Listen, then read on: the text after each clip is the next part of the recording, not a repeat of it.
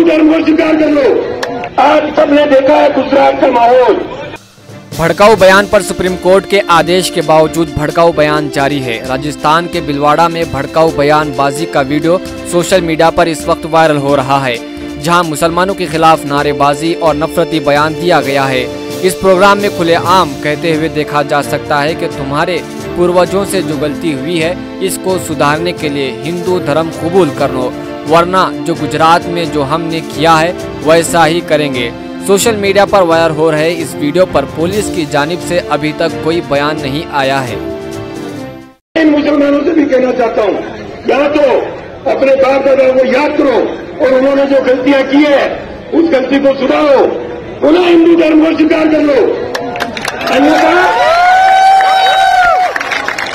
अन्यथा ये हिंदू समाज जिस दिन करवट बदलेगा, आज सबने देखा है गुजरात का माहौल, गोधरा कांड आपने किया था, उसका परिणाम क्या हुआ? सुन करके मारे गए। एक